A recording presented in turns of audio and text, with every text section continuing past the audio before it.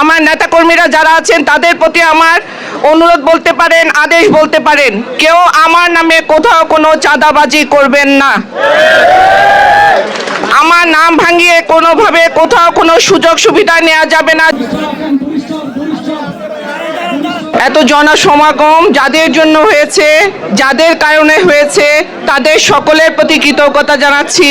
তারা হচ্ছে আমার প্রিয় হাটহাজারীবাসী, পুরো চট্টগ্রামবাসী, আমার দেশি বিদেশি ভাই বোনেরা, সকলের দোয়ার বরকতে আজকে আমি আপনাদের সামনে এভাবে অভ্যর্থনা দিতে পেরেছি। আপনাদের সকলের প্রতি আমি কৃতজ্ঞতা জানাচ্ছি। আমি ৩০৮ আসন থেকে মনোনীত, আমাদের দল জাতীয়তাবাদী দল বিএনপি থেকে মনোনীত হয়েছি পুরো চট্টগ্রাম শহরের জন্য। চট্টগ্রাম উত্তর, দক্ষিণ এবং মহানগর আমাকে এখনো পর্যন্ত কোনো দায়িত্ব বুঝিয়ে দেওয়া হয়নি। আমি চট্টগ্রাম থেকেই আছি, তো এখনো পর্যন্ত আমি ধরে নিচ্ছি আমি আপনাদের চট্টগ্রামের মেয়ে।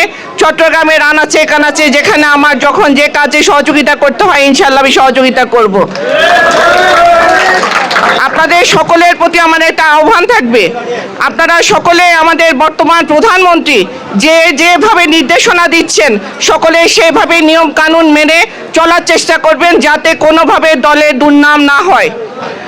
আমি আমার প্রশাসন বা এখানে যারা আছেন আমার নেতাকর্মীরা যারা আছেন তাদের প্রতি আমার অনুরোধ বলতে পারেন, আদেশ বলতে পারেন, কেউ আমার নামে কোথাও কোনো চাঁদাবাজি করবেন না।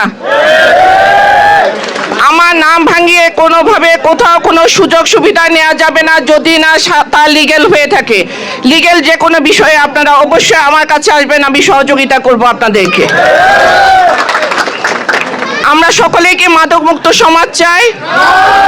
আমাদের এখনকার অভিযান শুরু হবে মাদক মুক্ত করা নিয়ে।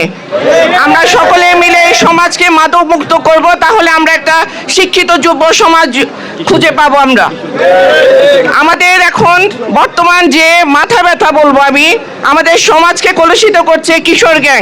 সেই কিশোর গ্যাং দমনে সকলে মুষ্টিবদ্ধ হয়ে আমরা তার প্রতিবাদ করব। আপনারা সকলে আমার জন্য দোয়া করবেন।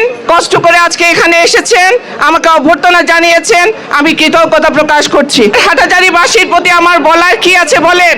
ভালোবাসি, অনেক ভালোবাসি আমার হাটহাজারীবাসীকে আমি।